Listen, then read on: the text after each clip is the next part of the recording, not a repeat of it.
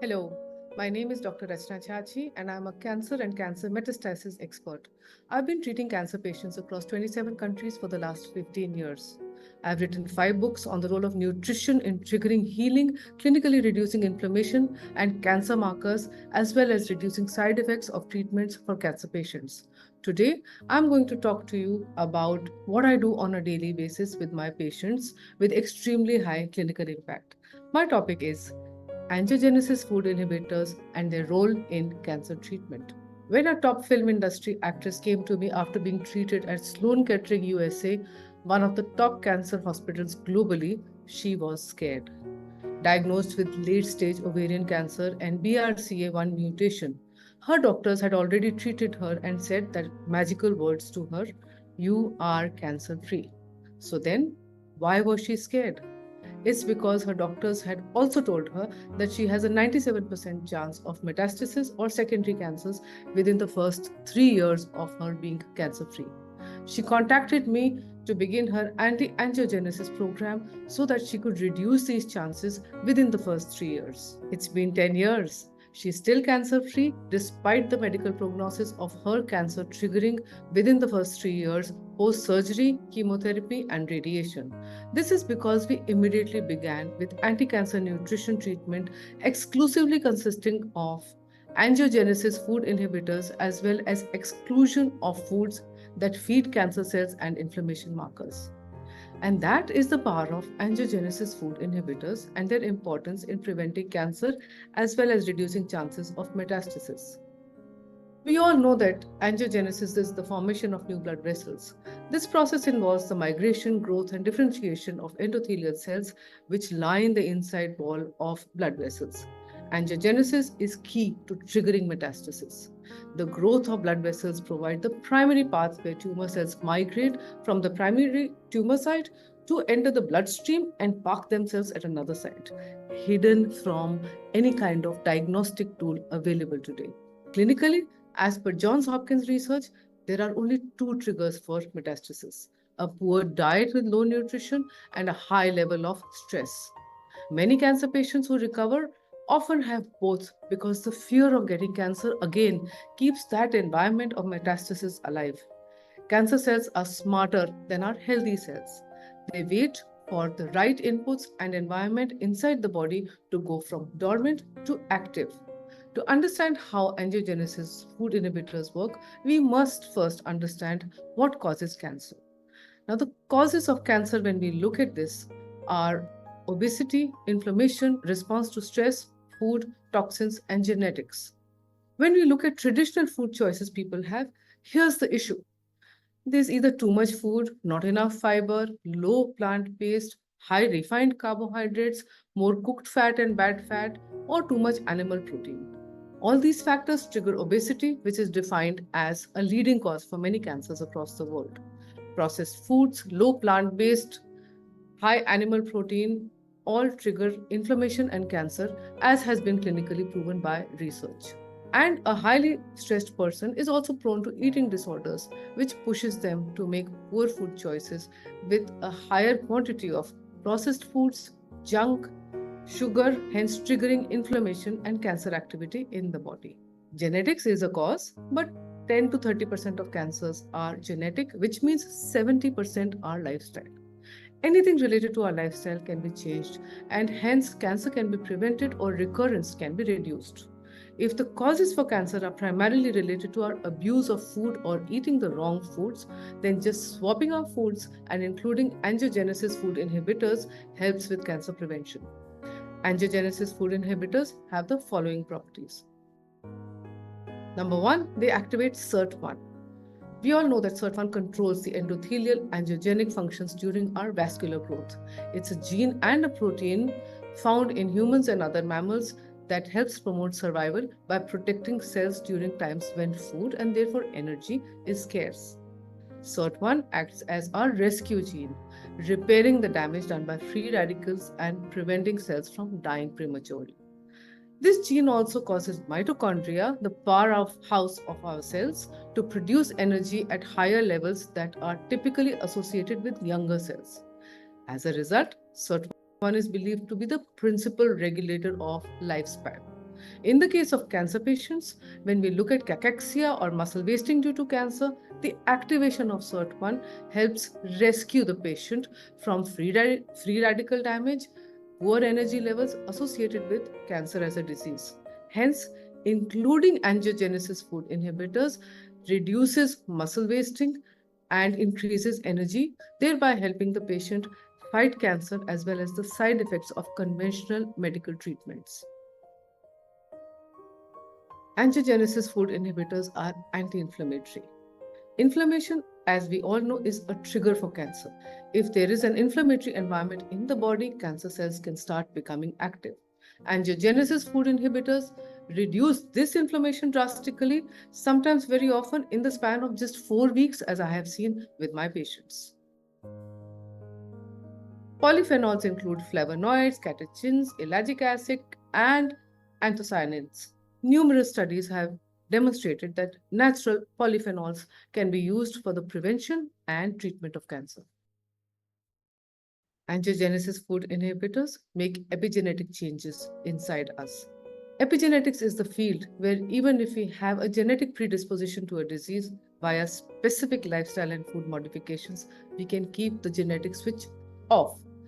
Epigenetic dysregulation is a common feature of cancer. Defining the epigenetic defects associated with malignant tumors has become a focus of cancer research, resulting in epigenetic regulation of cancer cells via changes in nutrition.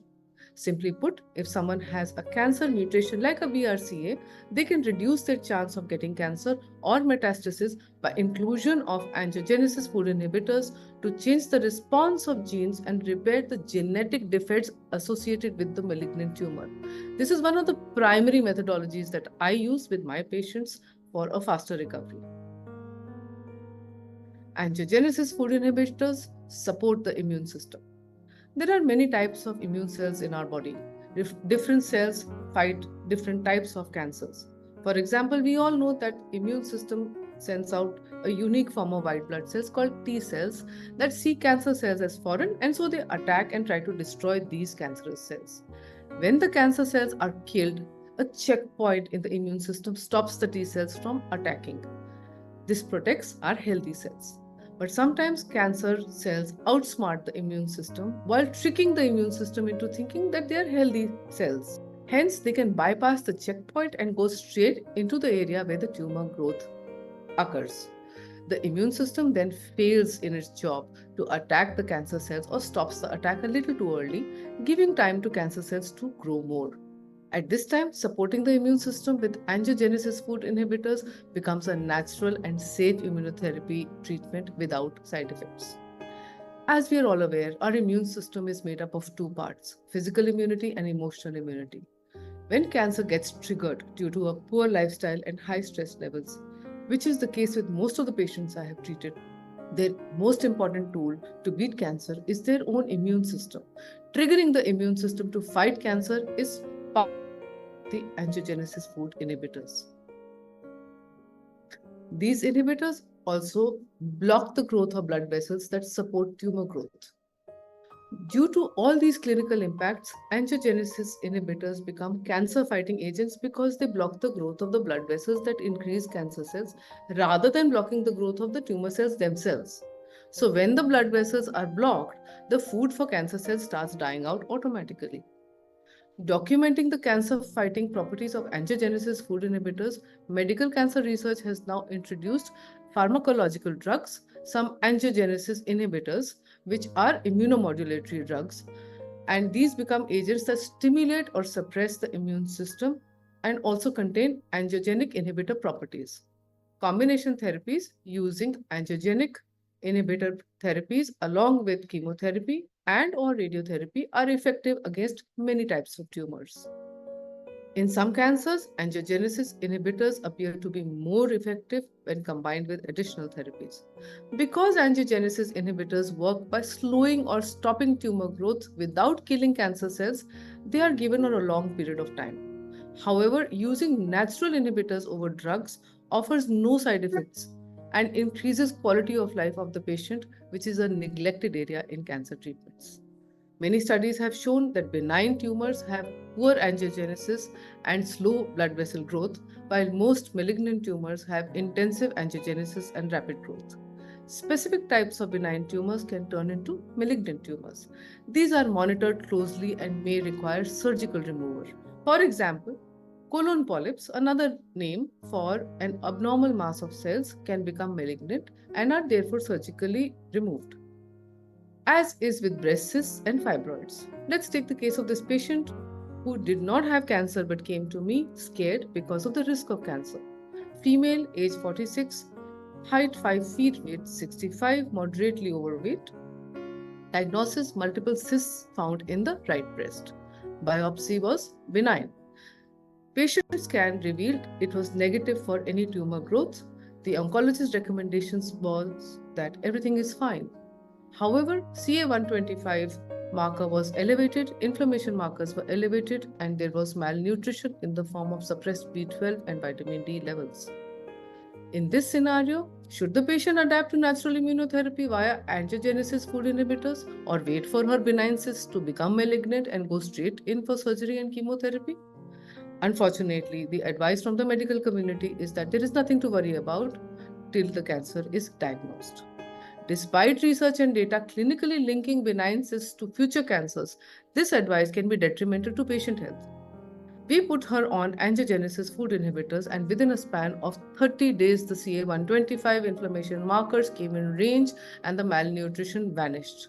Most importantly, the patient was fearful, and decreasing her fear by clinically showcasing her improvement through the reports increased her confidence. If we study data from the 1970s onwards, the number of lifestyle diseases and deaths related due to these diseases have drastically been increasing, whether it's cardiovascular disease, type 2 diabetes, cancer, or obesity related issues. This data also coincides with the availability of processed foods and convenient, easy to pop in the microwave dishes across the world. The more processed we ate, the less fruits and vegetables we ate, the more rapid was the decline in human health.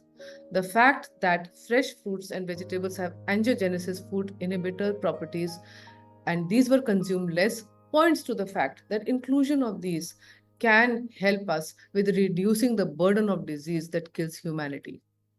When doctors declare someone cancer free, at least 50% of those cases come back to the doctor with a cancer recurrence.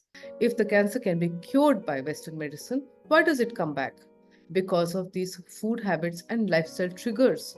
The patient does not change their habits because they are not advised to do so. And that is where the cancer treatment philosophy is flawed. When doctors discharge you from the hospital, they don't give you a guide sheet on ways to avoid recurrence. Most of them allow you to eat what you feel like. If over 70% of the cancers are triggered by lifestyle and poor food choices, shouldn't the treatment focus on the triggers? Shouldn't the correction of lifestyle be the first level of treatment given to prevent and cure cancer? Angiogenesis food inhibitors don't just prevent cancer and metastasis, they also improve chances of patients from recovery in chemotherapy.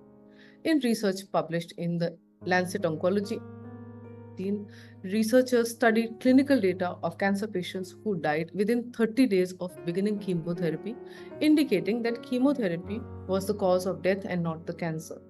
Inclusion of angiogenesis food inhibitors can make the patient stronger and take the onslaught of chemotherapy for better survival rates. Here's a list of the top 10 angiogenesis food inhibitors and their actions. If you see, they all contain cancer-fighting properties and anti-carcinogenic properties.